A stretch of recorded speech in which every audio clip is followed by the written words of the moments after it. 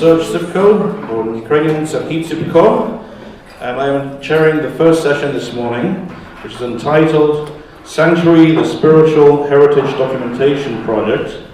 We have 4 presenters, and I'm asking everybody to hold off with your questions until all presenters have had an opportunity to present their papers, and then we'll be opening the floor for questions.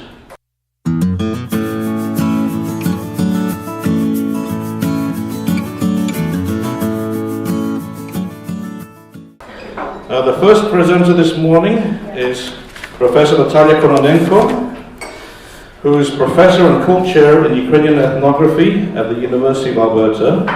She holds degrees from Radcliffe College and Harvard University. Prior to coming to the University of Alberta, Dr. Kononenko taught at the University of Virginia and served as assistant dean and department chair. Dr. Kononenko has conducted ethnographic fieldwork in Canada, Ukraine, Kazakhstan, and Turkey. Her publications include Slavic Folklore, a handbook, and the award-winning Ukrainian Minstrels and The Blind Shall Sing, along with edited books, book chapters, and numerous articles. Her book, Ukrainian Epic and Historical Song, Folklore in Context, is due to be published by the University of Toronto Press. Kononenko's interests extend beyond folklore into the realm of digital technologies and the presentation of ethnographic data online. I sincerely doubt that I need a microphone. Okay.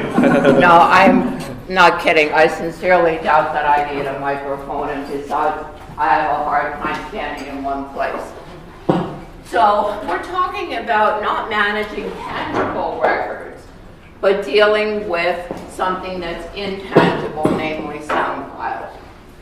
As he said, I've been doing digital stuff for ages, and the first website is this very, very old-fashioned one, and it is because it's almost 20 years old.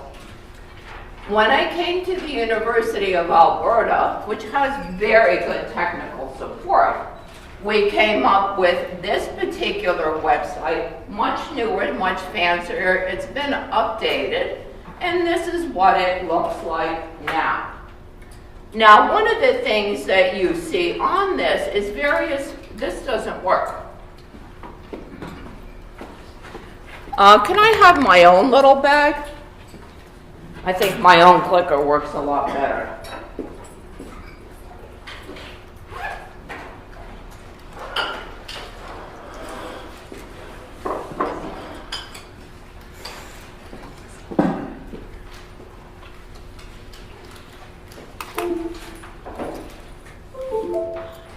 Yeah, here we go. So what you see here is the various things that we've got, including material in Ukrainian. Now, one of the things that happened at the University of Alberta, and it was an incredible breakthrough, was that we managed to take the sound files that I'd recorded in Ukraine, and with the help of a wonderful graduate student called Lina Ye, what we did is that we indexed them. And the way that it was done, which is, I said it was an incredible breakthrough, was that you could actually go right to the point in the sound file where you are getting the particular material that you want. So if we look at something like wedding, what you would do is first click on a big category like wedding, then proceed to wedding ritual songs, then to wedding ritual songs during the wedding, then to the actual sound recording. Now what this is a tree.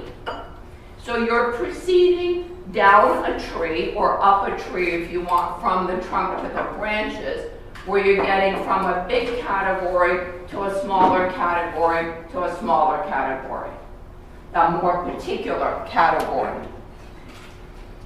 Now, the tree method has a lot of advantages, and it also has disadvantages, in the sense that you have to click through all these positions to get to the actual sound file.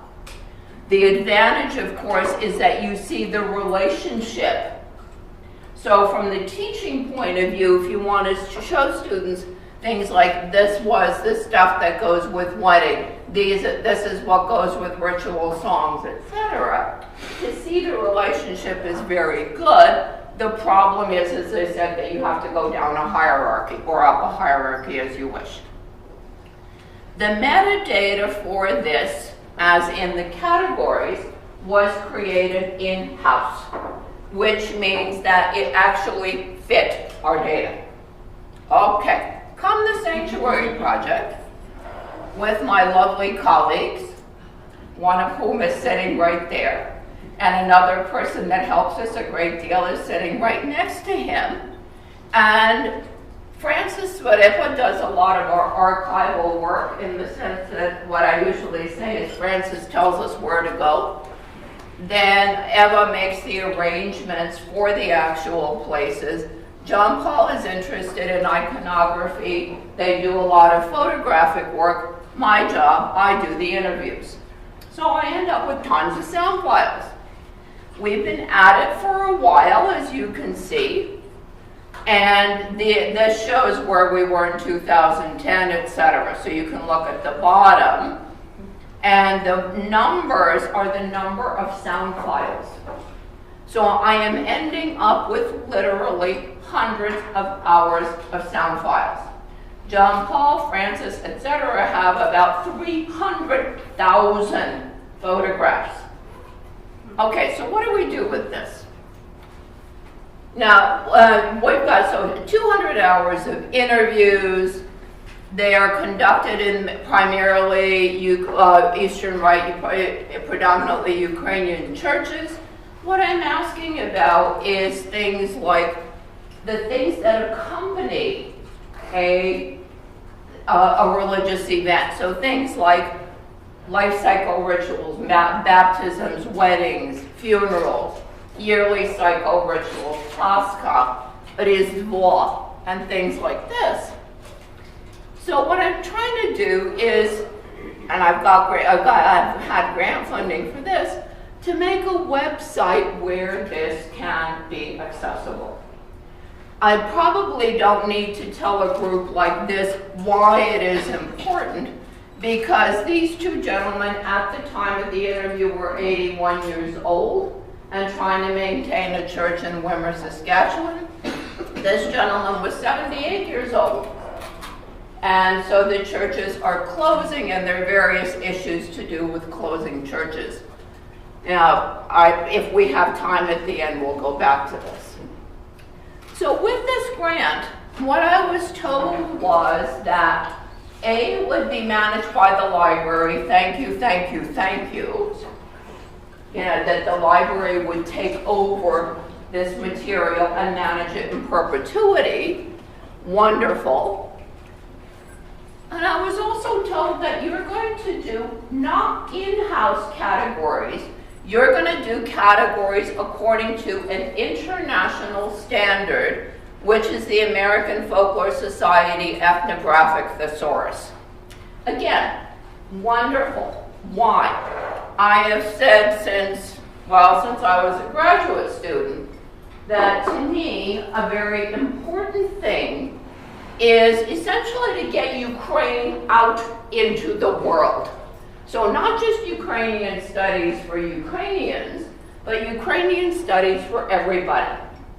How are we going to get the everybody to recognize our material, to include our material in their study of X, whatever it is, be it ritual, be it folk foods, be it whatever? It is to make it accessible through an international language like the Ethnographic Thesaurus. Okay, all this sounds great. All right.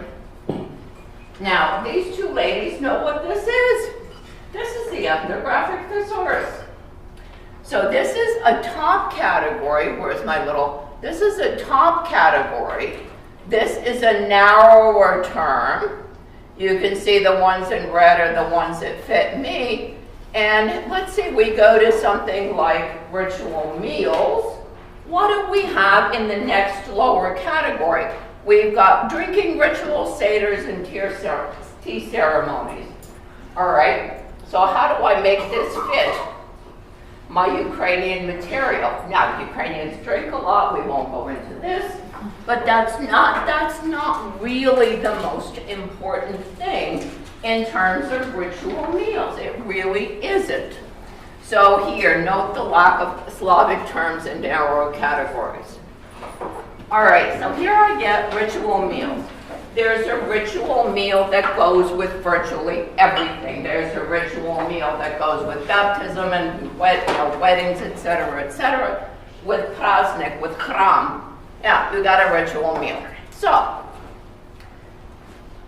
if I do and at this point when I did these numbers, not everything had been indexed.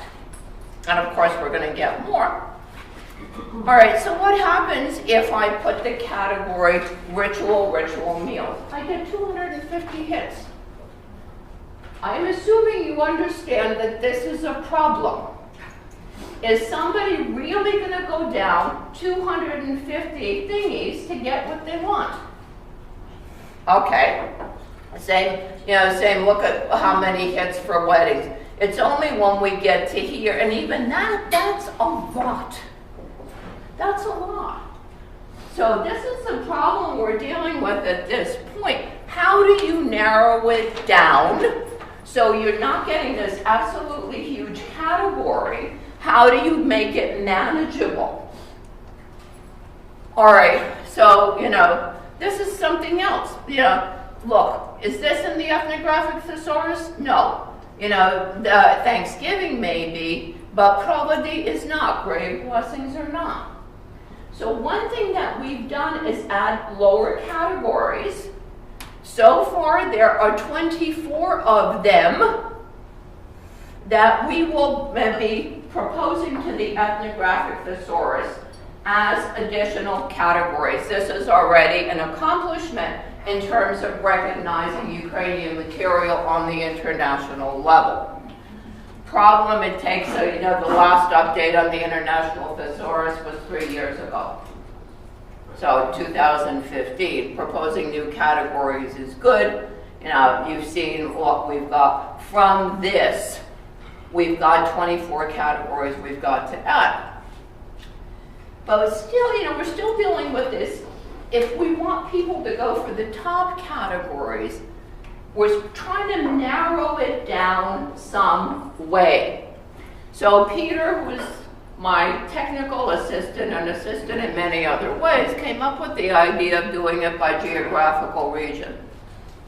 And actually, what Ashley will tell you is done by geographical region. And our programmer said no, because it kind of violates the idea of going by topic. So this was vetoed. Now, one way to get rid of these huge thingies is to, this is not going to work. The way this works is not, you don't have to go through a tree. So what you could theoretically do is get rid of the top categories. And we really haven't decided what in the world to do. Because if I said that the idea was to get it out into the wider public, they're not, somebody who was doing some sort of, Spanish, let's say funeral rites or something like that, is not going to look for Pravody. You, as Ukrainians, may very well look for Pravody. But let's say one of my Chinese students who do have commemoration of the dead and grave blessings and all that, they're not going to look for Pravody. Okay? So what we're trying to do is come up with, we're trying to figure out a way to limit and still be international? And I do not have an answer at this point. As soon as I finish the index to the book that I'm working on, the Duma book, then we will finish this, I hope. See, this shows you what will happen if you take out the upper categories. So this is in pale, this is in less pale. You're getting far fewer hits and much more reasonable hits. We've played with this, and you are getting more reasonable, well, sets of data that you can work through. We do have, this is the existing site. Yes, it does work here, and it will play the sound files. It will go right to the point in the sound file where they're talking about the holiday, summer holiday, Saints Peter and Paul. So you see here the time slots. Rodriguez is the programmer on this, so this is his tree. It's Omar.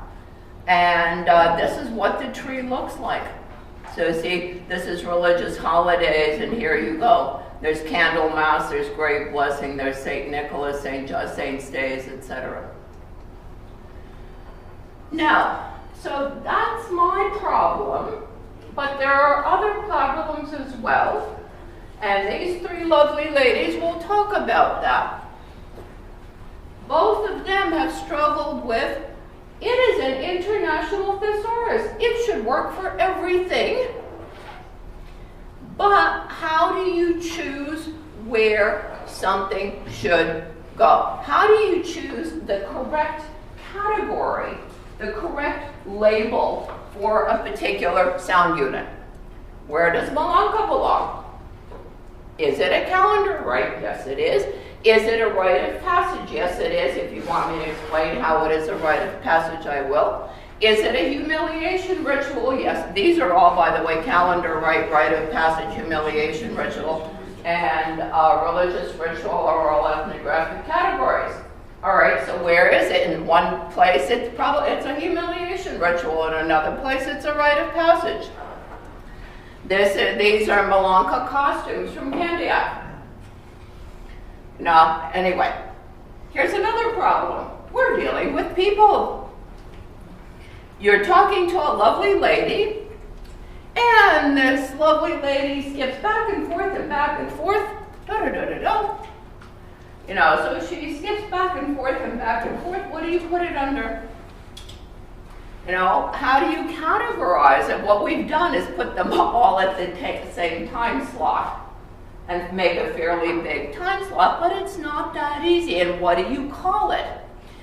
There are certain things that had to be silenced, as in, I think the bishop is an idiot. So, again, we'll go into that later too. Not the bishop is an idiot. But, so as we're working on the research, so there are two levels. What I've just shown you now is the problems of the research site. In the meantime, Ashley Halko-Addley did a pop site. The pop site is up. What I've been talking about is exactly deliverables. How do you make it deliverable? Well, at least at this way, it is deliverable, and I have already gotten feedback from this site where people have told me, responded to the site and talked to me. Now, so I'm going to turn it over to our nice ladies, and I think Lina's going to talk first. Lina, this one? Yes. And I will turn it over to Lina.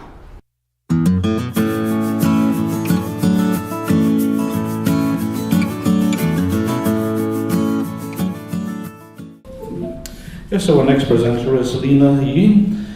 She is a PhD student in the Department of Modern Languages and Cultural Studies at the University of Alberta, finishing this year her studies in contemporary Russian religious literature. Lina taught Russian language and literature at Beijing Foreign Studies University, China, for more than 10 years, before moving to Canada. She is interested in linguistics and translation and volunteered as interpreter-translator for Edmonton Chinese and Russian communities. In 2015-2016, Lina participated in indexing the sound files within the framework of the Sanctuary Project. And the title of the presentation is The Sanctuary Project Interview Indexation.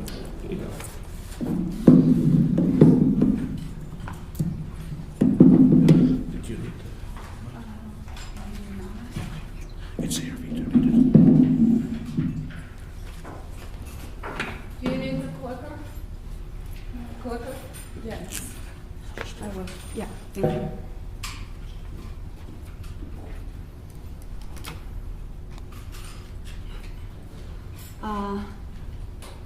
Hello, everybody. In 2015-2016, I helped Dr. Kononenko with indexing the sound files of her interviews that she made during her field trips. The template I was using was the American Folklore Society Ethnographic Thesaurus. It can be accessed online through the Library of Congress website. As we can see, it gives us a set of descriptors to depict a type of ethnic culture. The most used two entries were material culture and ritual. It's just the first level of the descriptors. If you hit any one of these entries, it leads you into next level of another list of components. Sort of next level. If you hit ritual, then you come to a list of ritual-related components. For example, you'll see ritual food or ritual speeches, ritual objects, etc.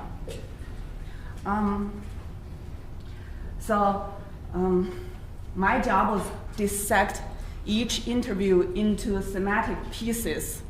And first, we decided that for each categorized section, the length should not be longer than 3 levels. Because we thought for the convenience of general online users, we don't want the user to hit a button, then the next link, like 5 links before he or she get the content he want. So that was how the indexed content looked like at first.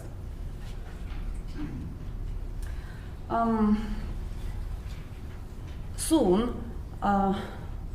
we realized that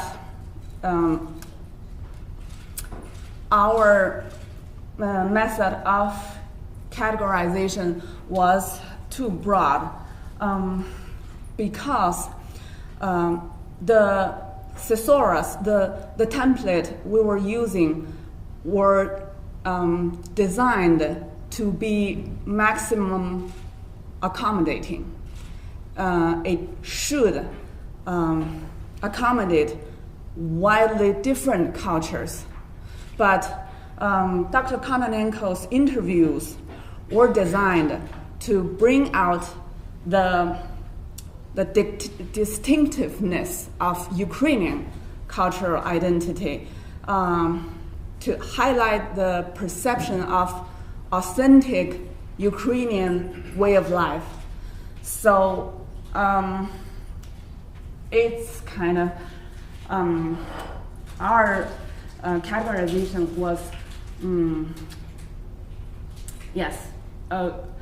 too broad. For example, I must say the picture was cut online through Google, not from our photograph database. We have Pisanki in the top website. We do. For example, when talking about Pesanga, we have interview contents where people talk about who were the masters of making Poliansky and what were the most popular patterns and what kind of dye people used to paint those eggs. But the template offered us only this two-level categorization. So basically, it's an object, and it's related to ritual. That's it. Then next thing is that I gradually realized that context is very important for doing categorization. For example, to categorize a conversation about kotovai, Ukrainian wedding bread, the template we used offered kind of two routes or two options to categorize it. You can say that it's ritual and ritual meals, or you can say it's food waste, food consumption, and ritual food. We thought that it's important for us to maintain the meaningful connection of this food to the ritual, to the wedding. So we choose this one and categorized it as ritual meal. But we were not always that lucky because we don't always get to choose. We don't always have that kind of options. For example, I remember that people were talking that a mother's wedding gown would often be altered into her baby's christening gowns. And the christening gowns can be used later for her grandparents. And I think for us, the symbolic meaning of this act of alteration is the most important thing. We want to preserve the message of passing on the blessing in the family through this act. But if you search christening gowns on the Thesaurus website, it will lead you to this string of descriptors. So it will be material, culture, objects, body, adornment, clothing, children's clothing, baby clothes, christening gowns. So if you use this, you lose the connection with its original ritual meaning. So yeah. The next thing is that also Dr. Kononenko had a questionnaire for her interviews, but the actual process of interview were quite fluid because Dr. Kononenko tried to accommodate spontaneous chats or random thoughts to maintain a more natural talk rather than a rigid question-answer format. So sometimes the conversation would stray away, and this will pose a kind of challenge to determining the context. For example, I remember when interviewee talked about a priest's vestment that had some Ukrainian patterned embroidery that was donated by a female believer. I found that conversation could be categorized as vestments or embroidery or donations, because all these three things were important for our project.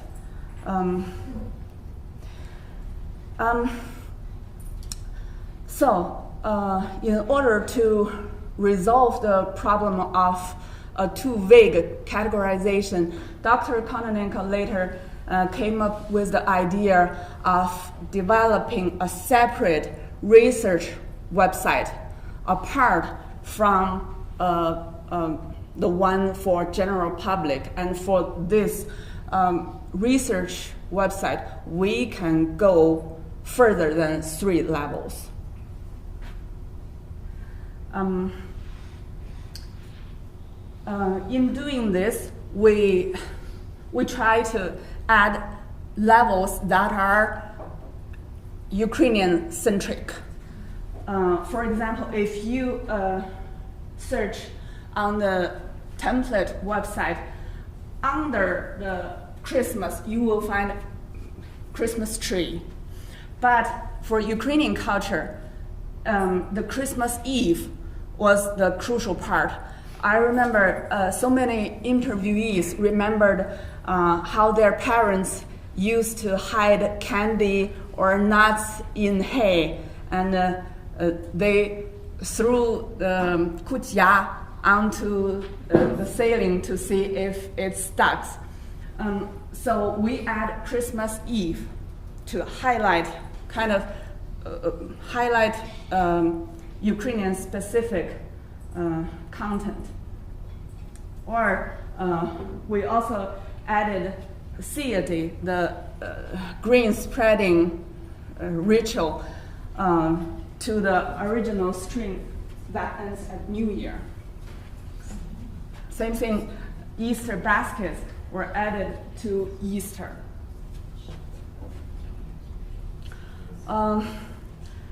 That was sort of some of the challenges we had and improvements we made.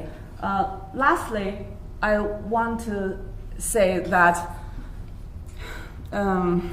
through this project, I have learned a lot about Ukrainian culture, its rituals, its beliefs.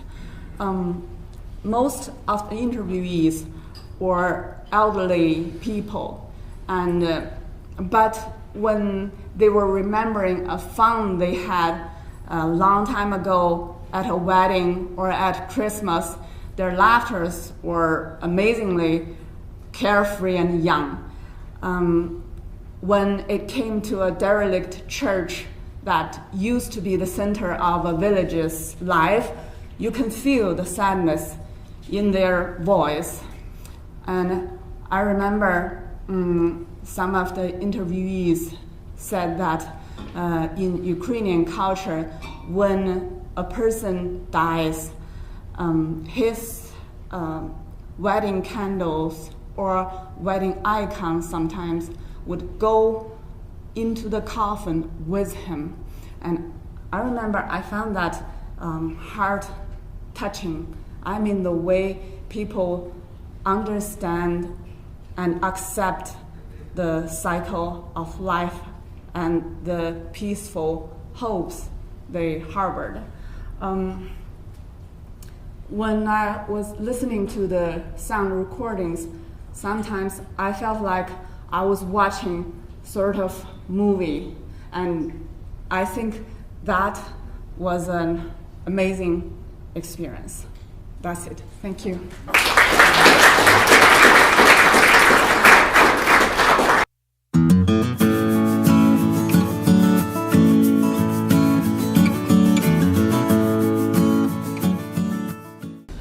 Thank you, Lina.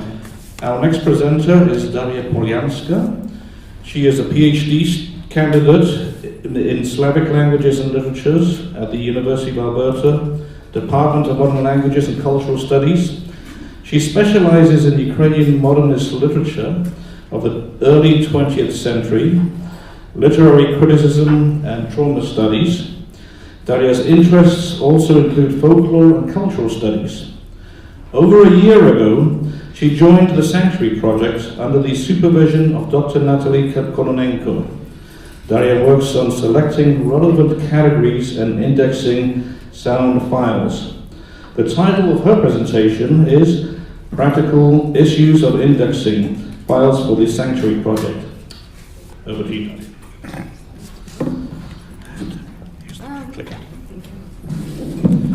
I'll go with the tradition and not use the mic. Thank you. Good morning, everyone. Yeah, that's all good. Well, lots of things were said by now about the project. Thank you, Lina. That was, I share that so much.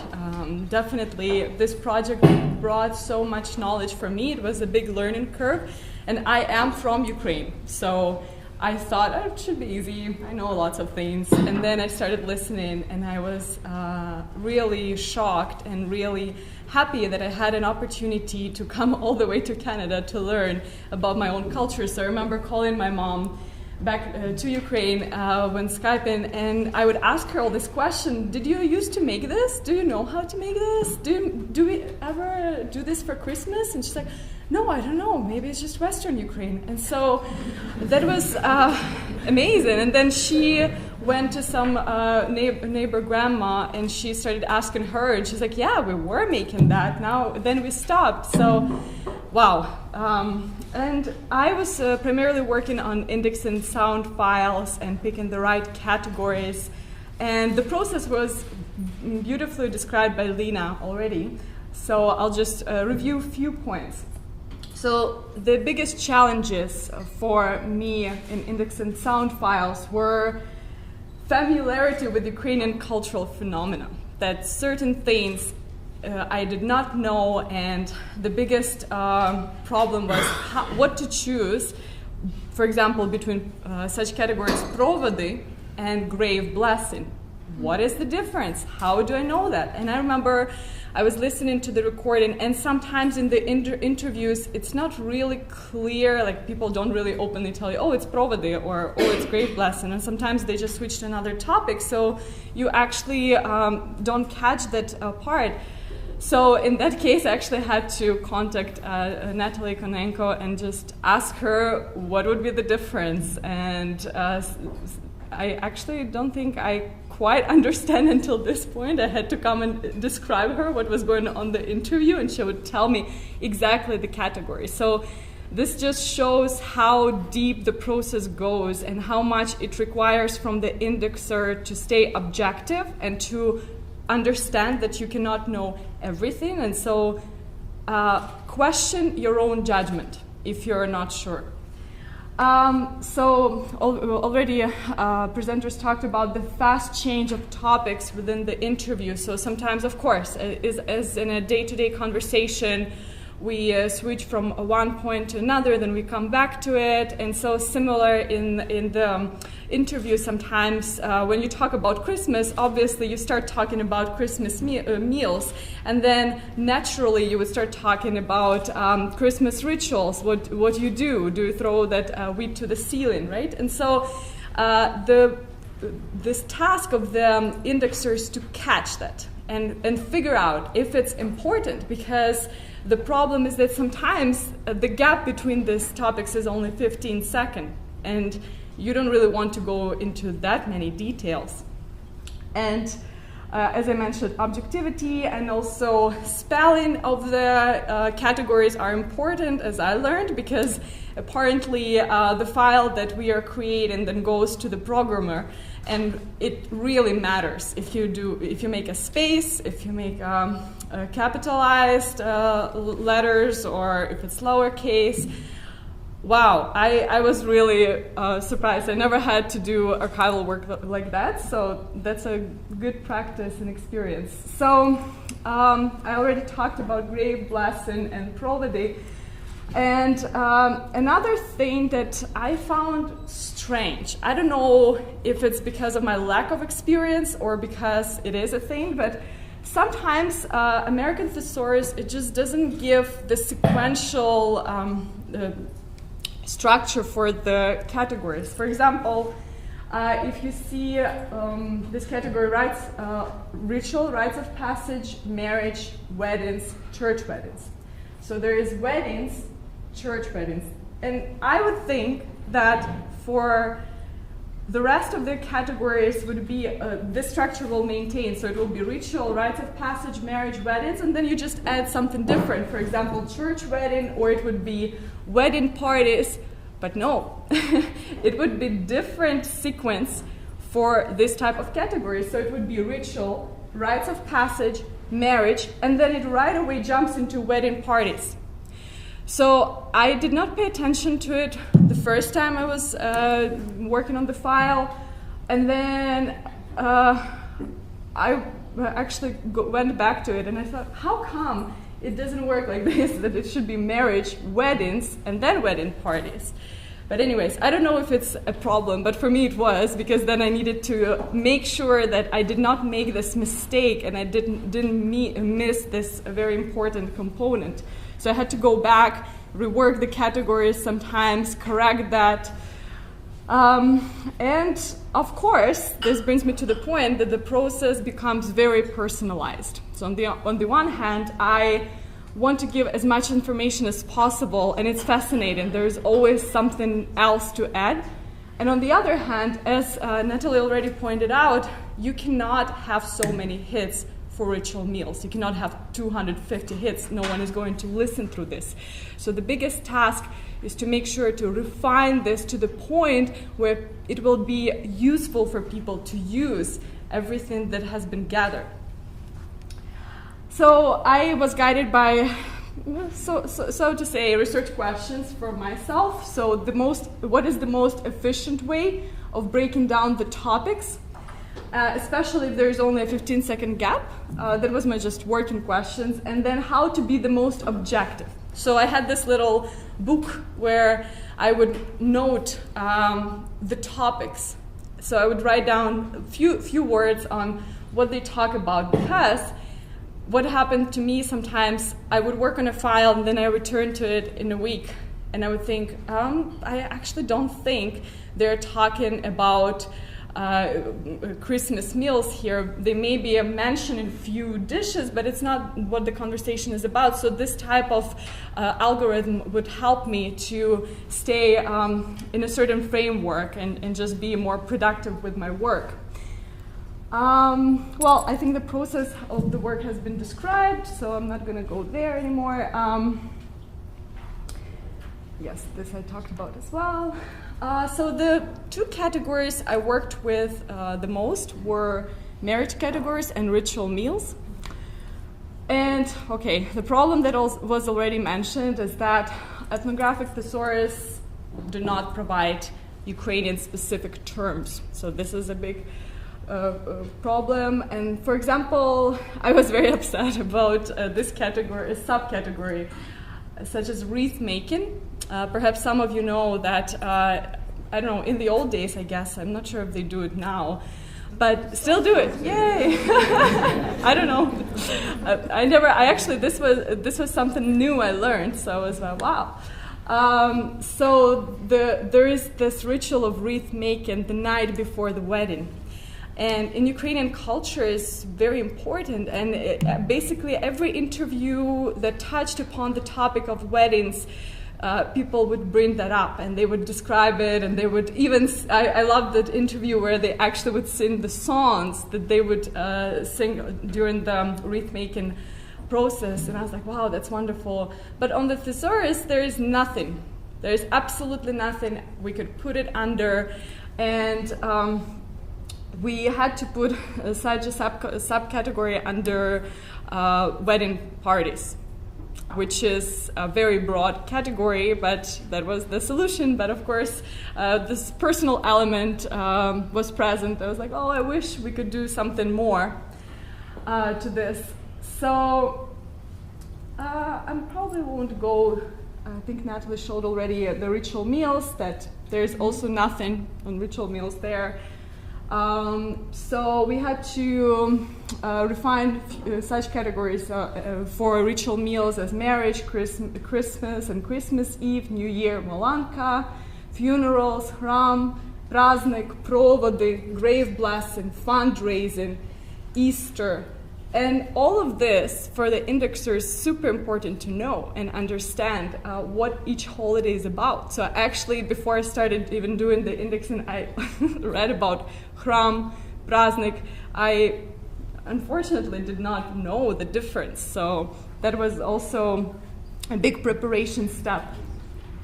So that's also the marriage category, not too much there. But these are only the categories from the thesaurus that we were able to use.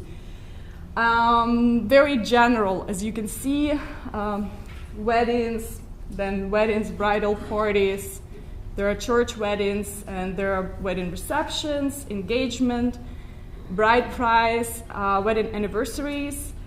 And I need to tell you a personal anecdote about one of the categories, which is bride price. So there is also the tradition of stealing the bride during the wedding in Ukraine.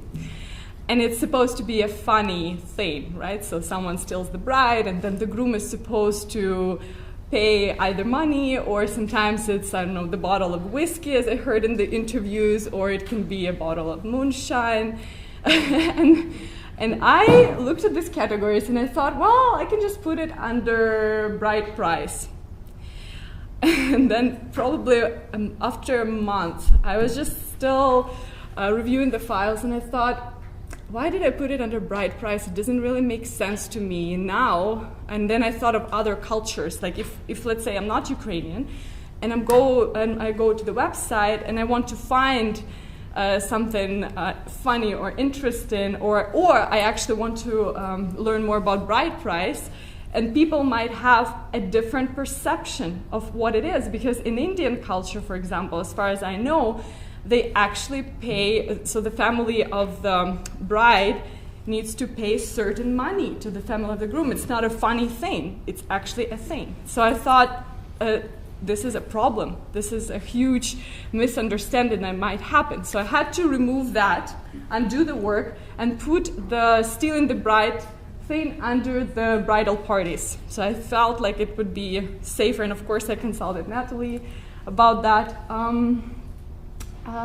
Yes, and just few things. Again, Lina already pointed it out, so I'm not going to go into many details, but there were certain confusion with the terms such as congregations or laity, what to use. And as far as I understand, in Thesaurus, there was some old version, and then they changed the order. So that only points out the current, always the need to refine and review the work and go back. It cannot just be done, and that's it. So in the old version, in the Thesaurus, it was, for example, as you see, ritual, congregations, that was the sequence. Now they changed it. So now it's supposed to be ritual, religious gatherings, congregations. So basically what it means is that we need to go into all the files from 2010 until 2017 and correct that. So that was just something to add to this. And so the little conclusions is that the biggest challenge emerges when indexing categories like this is to actually fit them into the Ukrainian context and somehow find the balance between what already is there in the American thesaurus and then what we can bring very distinctive about Ukrainian culture. And of course to stay objective and try to not to go into too many details, but still to note the most distinctive features. And especially the problem arises when there are multiple indexers, and everyone, no matter which culture they come from or what background they have, always have perhaps a slight different perspective. So sometimes when a new indexer comes and works on the files and they need to go back, they find something new, or they maybe don't agree with how the previous indexer categorized it. So that's also a little challenge. And that's about it. Thank you so much for your attention.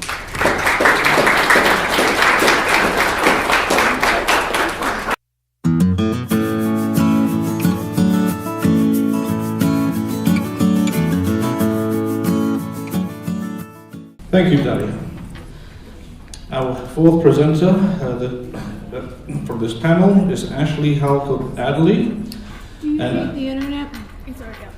Ashley completed a Bachelor of Arts Honours in Anthropology at the University of Saskatchewan in 2017.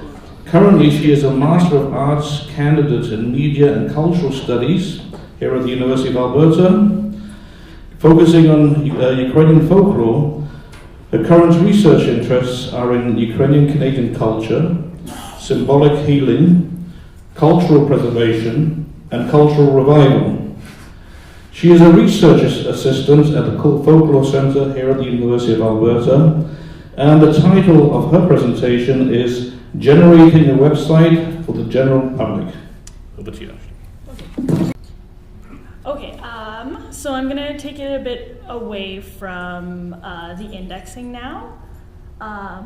In September of 2017, I was tasked with using the audio recorded interviews and some of the photographs from the Sanctuary Project to create little vignettes or short stories of what is in the material to create a website for the general public to be able to access. Oftentimes informants give their time to a project, but they don't have anything tangible that comes out of it. So this is something to give back to the informants so that they can see what is happening with their work. My goal was to capture and present something that was representative of the entire project. And I was looking for stories which were either unique and different or which were repeated based on a certain time or geographic location. In order to gain a complete view of the data and to locate these stories, I ended up listening to all of the interviews, which equals about 200 hours of audio. So I was using materials which were gathered based on fieldwork, which, as we've heard, means that we're dealing with real people who are switching back and forth between topics, and the indexers had to kind of choose which topics they would include. And so we saw this exact same indexing file in Dr. Kononenko's presentation, and you can see how if you're a researcher and you're looking at Provide, you can find it on the indexing sheet, click on it, go to it, find it in all of the different files, go to it in each of the audio files, and learn about Provide.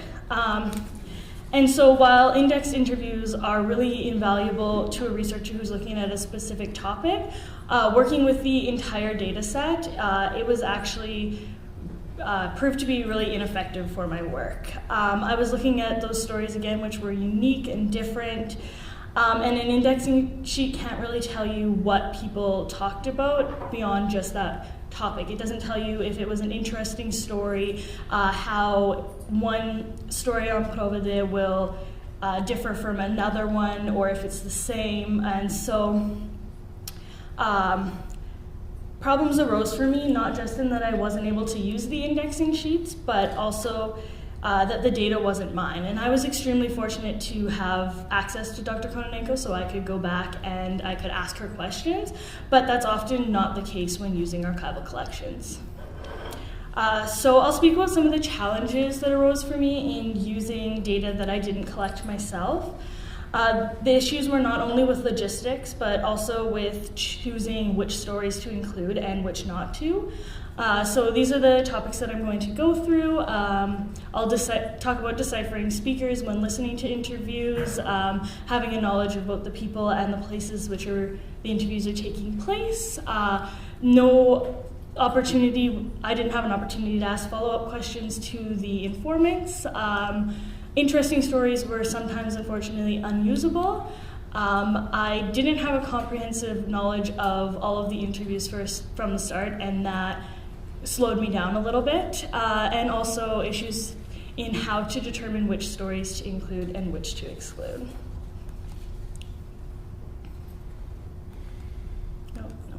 Okay, so my first challenge was deciphering the voices. It's not always the case that in an interview there's just one person. It's the person who's listed on the indexing sheet. There's often sometimes people that come into the interview later, that enter halfway and then exit, people that have very similar sounding voices who you're not quite sure who is talking at any given time. And also, you can't, if they're talking about people that are not the person being indexed or that's being interviewed, it's not on the indexing sheet, so you can't actually see like how to spell their names or anything like that. As well, people often talked about places that were using unofficial names rather than official names, and so it was hard to determine where exactly they were talking about at times. And as well, the data came to me really, really well organized, but it was a lot of data. So there were, a couple of issues where I would have a file of photographs that was supposed to be one church, and there were two churches in there, and I didn't know which one it was. And I would ask Dr. Kononenko, and she has seen several churches, and so she didn't know exactly which it was. And so I was lucky in that there are different ways to go about this. There are cemetery records, and so I actually ended up going through cemetery records looking at headstones to find people's names to figure out what cemeteries I was looking at and then which churches I was looking at. And so sometimes you luck out and you have access to this, or you have access to the researcher, but that's often also not the case, and you don't have the opportunity to go back and ask questions. So there was no opportunity for me to go back and ask follow-up questions, and there were often really great stories that were just missing key points in the information. And so in some cases, like, I was able to go and Google information about it, like the Huziaks, who I'll show you when I show you the actual website. And then in the case of this church, which is St. Peter and Paul Ukrainian Orthodox Church in Venwood, Saskatchewan. It's actually a designated federal heritage site. And so during the interview, I was given a very beautiful story about the service that was held to commemorate the 100th anniversary of it. But there were big gaps in the story, and I found a photograph in the album that had an image of a commemorative plaque. I believe it is just sitting there but next to the cross. And on the plaque it had all of the information, the history of the church, and so I was able to use that to fill in the gaps in the interview. And so, like I've said, sometimes you get lucky with that, but sometimes you don't, and there were several interviews where I thought I would have a great story from it, but I just didn't have all the information and I had to exclude it. Often, interesting stories were unusable.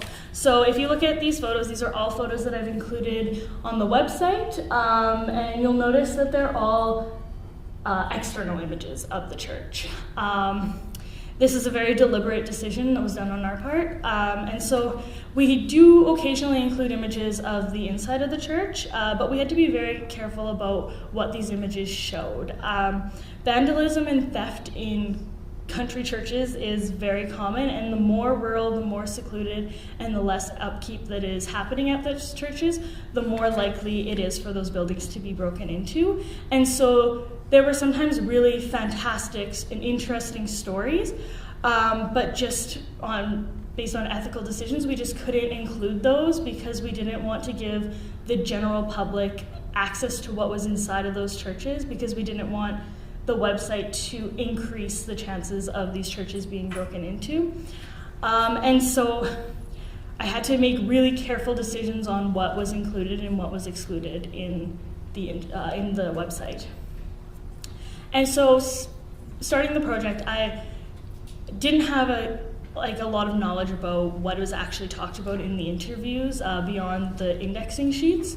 And so without this comprehensive knowledge of what everyone talked about in the interviews, I would often go through this process where I would find something really interesting and unique to write about, and I would write it out. I'd be ready to move on. I'd go on to the next interview. A few interviews later, I would hear the same story, and then next interview, I'd hear the same story, and then the next interview, I would hear the same story.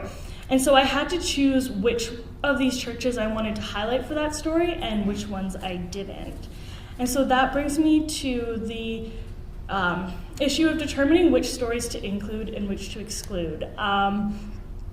In the case of objects inside of the church, it was a fairly straightforward decision not to include those interviews, but I had to ask myself, how do I choose which interviews are worth highlighting? Some interviews were very rich. You'd have 2 or 3 or 4 stories that could be included, but you don't want to focus on just one church when you're doing a comprehensive overview of the project. And then if there were, 4 or 5 churches with the same story, how do I choose which church to include and which not to? And I often ask myself the question, is it my place as an external researcher to make these value-based decisions? And to help remedy this, I kind of tried to balance whether I was including stories from city churches, town churches, and rural churches, as well as trying to get a balance from all of the different regions that were included in the project. It was easier to choose which to include than which to exclude, and so I had to often go back to certain areas and try to pull out stories from those areas or from those churches to get this balance. So these are my conclusions, but this is not the end of my presentation. So how do we effectively listen to audio-based interviews? And these are some of my tips and tricks. Listen to it all. You miss so much by not listening to absolutely everything. You can't know exactly what's in there, especially when they're switching topics so quickly. And so if you're going to, time is obviously an issue. If you're going to skip over a narrative, choose to skip in 1 minute segments so that you can still hear what's going on and you don't miss what could be really crucial information for you. Give yourself the time that you need. You need to listen to it all, and unfortunately, it's very time consuming and there's not really a way to cheat it. Don't listen too narrowly. Some of the best materials for you may be the ones that you don't think are relevant to your project. Don't stop listening to an interview just because you think you got what you need. I often would be like, oh, here's a great story, and then as I listened, I found one that was better. Take notes as you go, and most importantly with timestamps, because you may need to jump back to those interesting parts later once you know what is actually in that entire interview, and it's way easier to do, trust me, if you have time stamps rather than trying to figure out where they talked about it later. And then obviously record ethically. A rich interview gives you nothing without permissions to use it and ethical use. Respect the wishes and privacy, not just of the people being interviewed, but also people that they may refer to or their family members that may also be connected to these stories. So now before I end, I'm just going to give you a quick look at the church. So I talked not just about church history and religious rituals, but also biographies of community members and community traditions. So this is the Sanctuary Project popular website. Along the side here, you can click and see a list of the churches. These are all the ones that were recorded. And the blue ones are the ones where there have been, I've highlighted. There's also a map that you can go to, which you can see all the areas where interviews took place, and you can click on it, and it'll take you to a smaller page that shows you again what interviews took place. So I just want to show you this one from Yorkton because it is a personal favorite of mine and also Peter. And so this is about Jim Huziak, who was a church painter, and also he made violins. And so the interview was with his wife, Anne, and she tells a little bit about how they first met, and I want to play that for you. So how did the two of you meet? How did you meet Jim Huziak? How did I meet him? Yeah. Well, when he came to... should I tell a story? Well, I don't know. You tell as much as you wanted it. Yeah. It's nice, your story is nice. That's what romance was like in that time. When he came to paint at our church, the church had to be washed because they had an old furnace, And it was always smoky, so there's a lot of soot, so Jim came to paint, so people had to come and wash. And I was one of those that came to wash because I climbed the ladder. I wasn't afraid to climb the ladder, you know, so I went up on the ladder and I was washing and I hear somebody coming up on the choir, up to the choir, like, you know. And I looked down and there's somebody coming I didn't know, and it was Jim coming up, you know. But anyhow, in the process, my rag fell down that I was washing. And I came down the ladder to pick up the rag, and he came up the stairs, and he picked up the rag and gave it to me, and he put his arms around me and he kissed me. And that was the beginning of the meeting.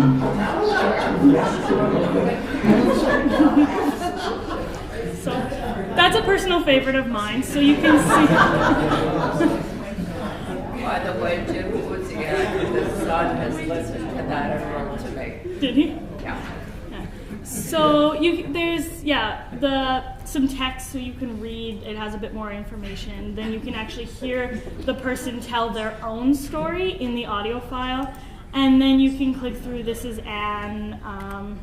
This is a painting that was done on the church, and here are his violins.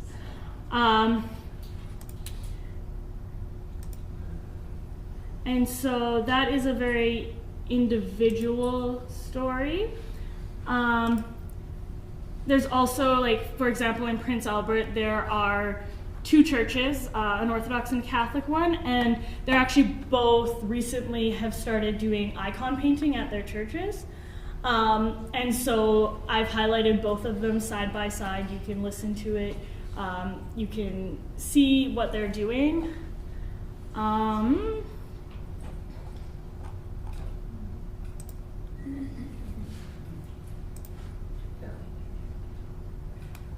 And then, for example, in Innisfree, this is not a specific church ritual, but this is Daria's story about the bride price and how he started saving whiskey bottles, and he'd make sure that he didn't break that tab at the top, and he filled it with tea and tried to give tea rather than whiskey.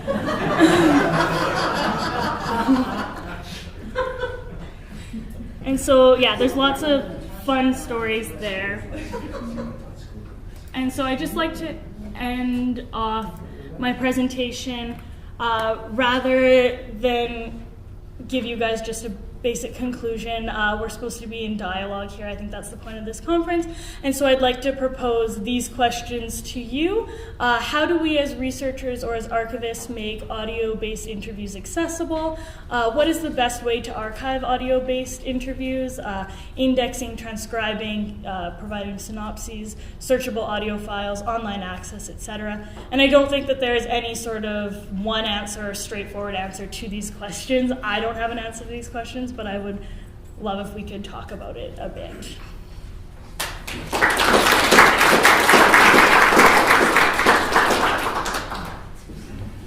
Thank you.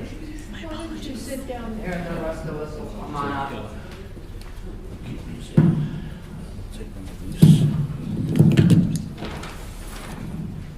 So, with these questions in mind, yes? I guess my question is to Natalie and Daria and Lina.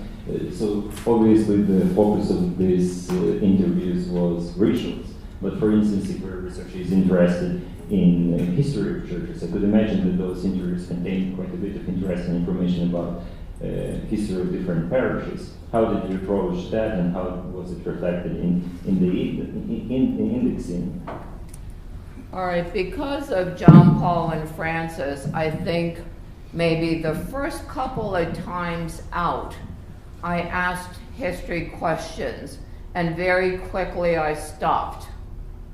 And there are two reasons. For one thing, a lot of these places will have little books, okay, that will have, in such and such a date, so-and-so, etc. And the other thing is that it made people very nervous. That was my primary reason. I'm trying to get natural speech, And if you say, чи ви пригадуєте, в якому році, blah, blah, blah, ой, Боже, я не знаю. You know, so it would make them nervous. They would think that I was kind of conducting an examination, and that was exactly the opposite of what I wanted. So what I would say is, do you remember anything interesting? Are there any particularly important objects in the church? That some of you heard me talk about things like hand-embroidered icons that were donated in memory of a son who was killed in a tractor rollover or something like that. See, or the way that a guy would tell me about how his dad used horses to dig out the church basement, and how only his horses were willing to do it as it got lower and other people's horses wouldn't. And how it's indexed? Well, you know. I definitely had this problem when I was indexing, because actually in Thesaurus there are not many categories under which you would put church history. There is no such category, as a matter of fact. I think at the beginning there was just one category, and it was, I don't really remember exact Probably buildings, churches? Yes, it was buildings, churches, which doesn't really describe what it is about. So it's a very valid question, and we had to go with it. No history. I have a two-part question, sorry, to Ashley regarding your website.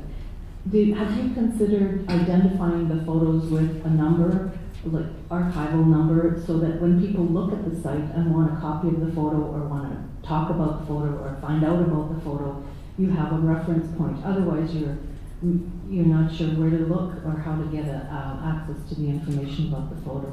I noticed you had a lot of photos of the churches, but there's no way of knowing anything, like identifying or locating them on your site.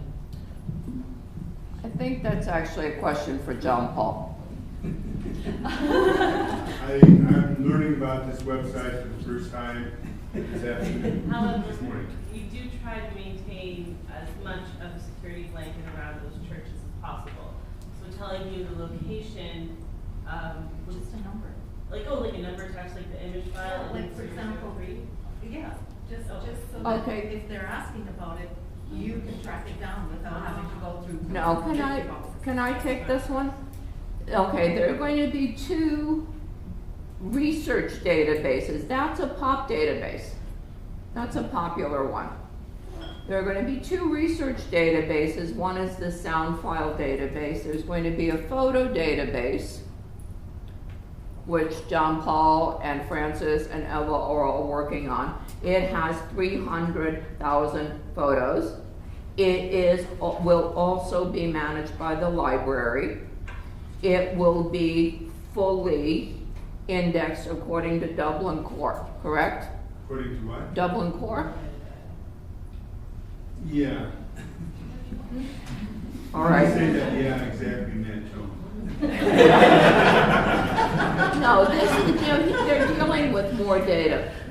One of the benefits of having it in the library is that it can be password protected. This thing, the popular one, is not password protected.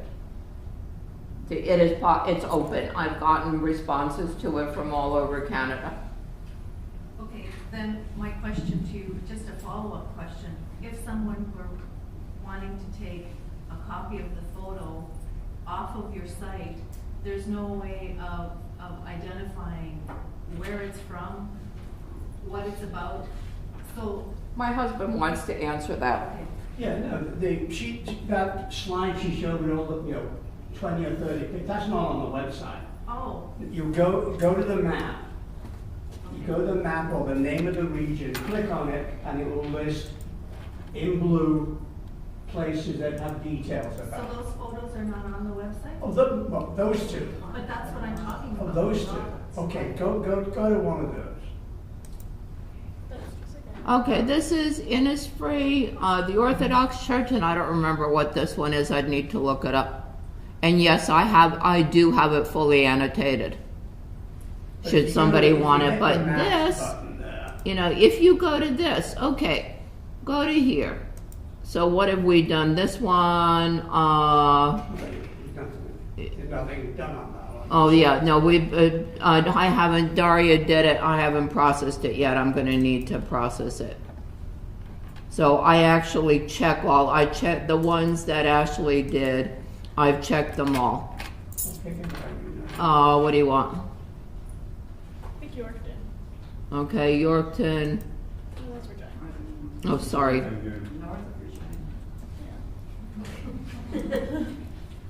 What, Melville, Hubbard, what would you like? Well, pick one that doesn't really matter. Fenwood. When we did. Yeah, so this is the Fenwood Church, and we're talking to a guy called Bunny. Yeah, and, okay, Saints Peter and Paul Fenwood, and Bunny Halleck, whose actually the name I believe is Bogdan, and again, that's in my records, and talking about the church. So there we know which church it is, and it says it's St. Peter and Paul Orthodox Church, Fenwood. Who's the photographer? So. And there will be a separate photo database. Yes. Where there's a lot more photos. Yeah, no, so I haven't put that much emphasis on the photos precisely because there will be a research database of photos, which will be much more thorough and detailed. I'm doing it like as a photographer. I'm not an object photographer. I'm essentially, as I interview people, so I photograph people. I'm a people photographer. So that was my emphasis.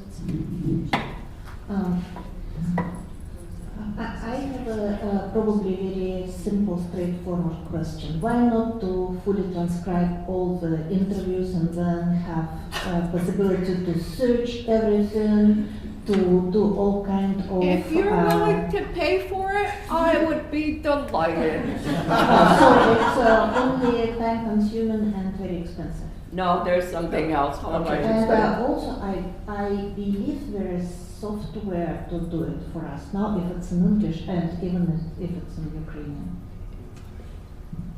Peter wants to say something in response to that. Yeah, no, there's a slight problem with this. In Britain, they had a collection of sound files there, and they went through them all and they transcribed them all.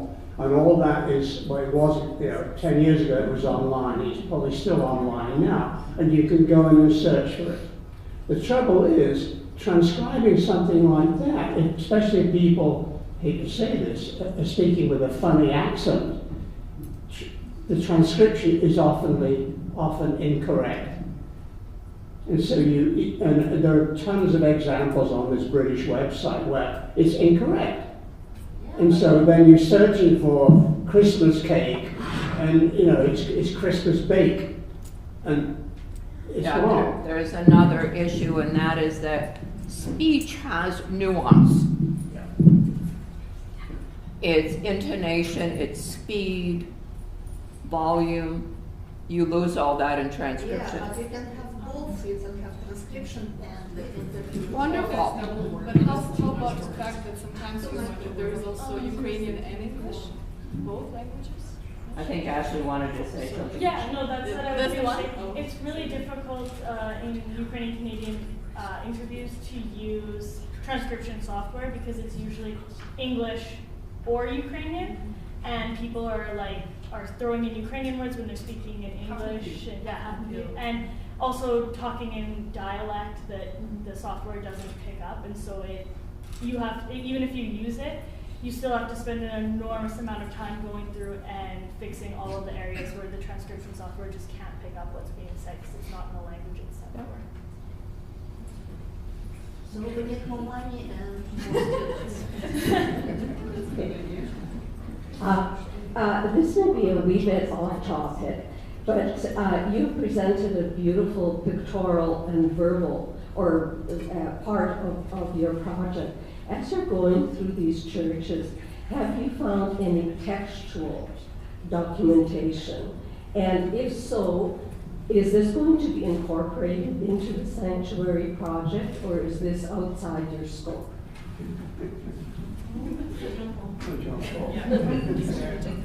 We do find lots of textual stuff. We find church records, a lot of them. Usually we have to just content ourselves with taking a photograph of where the records are kept, maybe opening a book and showing that this is accounts, or this is the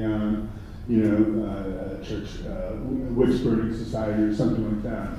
And then we, but sometimes we've done major textual copying. If we felt something was particularly unusual or valuable, I think we spent a whole day once. 2 days. 2 days in Peace River country photographing the contents of a Ukrainian Baptist minister's suitcase, which had all these sermons and things like that. So we do have some textual material, but we quit at the very beginning, when we went to Carvel. I took all the records and made copies of them. But we would be very far behind on the project if we tried to incorporate all textual material. But I'm hoping that we'll leave enough clues that there will be someday a possibility of a project of collecting that material. So as I have the microphone, I'm going to just, I was just going to ask a technical question on bride price. Now, Hrushevsky says that all our rituals of bride ransom and bride price are actually vestiges of real bride price and real capture of brides. Why would you want to disassociate it from its historical origins? I guess this is a folklorist kind of sensitivity. That's a great question, and as you noticed, initially I didn't even bother going too much into that. For me, it was automatically bride price, but the emphasis here, I guess, was to point out that it was something funny, that it was just a joke. As there is another story when he puts, instead of a liquor, he puts tea or something, right? So I get it from historical and probably a folkloric perspective, and I'm probably not the right person to answer in terms of terminology because it's a very new project for me. But on the other hand, if I were using, let's say, a website or an archival collection, that would be confusing for me, but maybe it's just my personal. Yeah. A very quick answer, and I think Andrei Chernevich had a question. Very quick answer, that's not appropriate for the database, that's appropriate for an article. So for things like I wrote about the change in burial practice, that's an article in Canadian Slavonic Papers. I wrote about Nelly Holovachuk and the Stations of the Cross, that's an article in Heavenly Acts, or a chapter in Heavenly Acts. So that kind of thing, the possibility of a historical connection, is more appropriate for a piece written about Canadian practice than for the database itself. The database itself is what they said, you know. Sorry, I figured out one more piece to it. So the whole category, when you look at it, it's not only bride price, it's the end product of it, but in between there's also the subcategory dowry. So that what threw me off actually initially when I looked at it. I was like, well, okay, in the steal and the bride, they don't actually give any dowry technically. Right? So that was, like when you look at the whole category, that was, I found confusing, but we can still work with that, I guess. There is a one now, sorry, my turn. Just to comment on John Paul's, meanings of rituals change with time, and because they've been recording living traditions, it just makes sense to identify it with a subject term that reflects the best the current tradition that was recorded rather than pointing to its historical origin, because it will be misleading in this particular case. Anyway, I have two questions to Natalia. One is, you came up with new Ukrainian-specific categories of terms. Are you willing to share them? When and how are you going to approach people at AFS and Library of Congress? And the more of us do that, the more success chance we have. This is one. Yeah, no, I've actually approached both Library of Congress and there was a person at the last AFS meeting who gave me a lot of interesting information. In fact, it was she that suggested get rid of the top categories. And I don't know. I can't answer that. Yes, obviously, if I have more time, and if somebody'd like to pay for more graduate students for me, I'd be delighted. Then we can I can maybe be free, I teach huge classes, maybe I can be freed up to work more on submitting categories. I know who to submit them to. I've got to do all the work of explaining and all that. No. But I mean, while someone else is working indexing some other material, it would just make sense if they use the same terms, if they work for them, of course, rather than coming up with slightly similar terms. And then I don't quite get your question. Okay, if you put them on the website. Peter wants to answer it. No, well, some Slavic, was it folklore meeting? There was a whole session on this topic. Yeah. And the audience was asked what categories, what new categories should we incorporate into this? Yes. And I don't know what came of that, but there was a discussion about it. They told me my categories were really good. No, well, I presented this at ACES, which is the American Association of the Association of Slavic, East European, and Eurasian Studies twice, and gotten various suggestions. One of those suggestions was a focus group to see how exactly would it work if you cut out the top categories. How would you get people who are not Ukrainianists using it? We've tried one of the solutions that we're going to try is the interface, that have two interfaces, one being a sort of a world interface and the other being a Ukrainian-specific interface. And if I wanted to use the same terms processing some interviews in the Ukrainian folklore archives, let's say, would you share them? Of course. Oh, I gave them to, I'm more than willing. I just think the more people use it, the more chances. Yeah, no, if you're willing to actually deal with the archival people, you probably know how to do this. Well, I'm connected with at least the FS archival people. But wonderful. Yeah. Okay, and the next question is more probably to your programmer, to Omar, than to you, but I want to ask you. So what you're doing while indexing is creating descriptive metadata or subject analysis, as it's called in the information world. So how librarians usually deal with that, they assign more than one subject term to the same information object. In your case, it's an excerpt of an interview. So why not doing that? Because this would solve your problem with, is it a ritual, is it a material object, and all this, vagueness, because it is hard. Language has this ability of having many different meanings. So why not? And why not to filter by place, by date, as many other discovery systems do? How's that subject? I don't know about that, but that sounds great. But how that subject topic connected to, for example, American Thesaurus that already exists, and we have to follow certain categories, right? Like, is it possible to somehow still follow the thesaurus and pick that subject topic? Because I think that's but is it a separate system, or how does it? Technologically, yes. That's why I said it's okay. the So problem. that's not a question. Technologically, to make it discoverable when you search for a certain something. Okay. But it is possible, and the good practice is not to go over much and use only 3, for example, subject terms. Did you talk to Omar about this at all? Well, we've talked to Omar a lot, and this is following what, Sharon?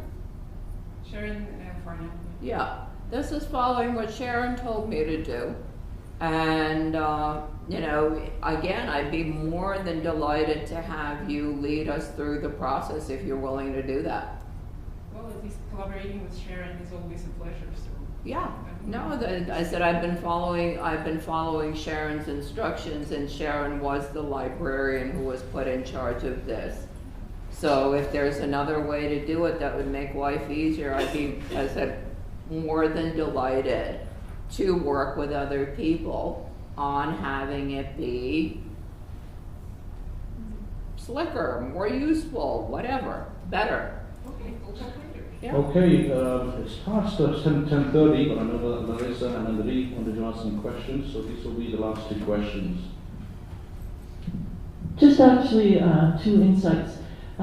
Working with students this year, undergrad students, who would probably end up at the prop site first if they were researching churches, it would be nice to have an accession number there with the photo that maybe corresponded with what John Paul's doing, so that they can cite properly the photographs they found. Undergraduates right now work visually quite a bit more than with text. So I think that would be something to consider as the site gets updated. The other is human ecology right now, not human ecology, humanities computing right now is working on transcribing interviews that have dialects and accents, and this might be a great interdepartmental project to provide some of these interviews for them to play with, to overcome some of the problems, because there is a demand for transcribing interviews as more and more of us are collecting oral histories, and I can see, Natalie, your project really fitting into the project that they're working on right now, and it's within the same building. Just very, very brief response. I spoke with Omar about 6 months ago, and he went and ran one of these sound files through a transcription thing and gave me the transcription text, and I matched it up with the actual sound recording. Only one word, Christmas, coincided.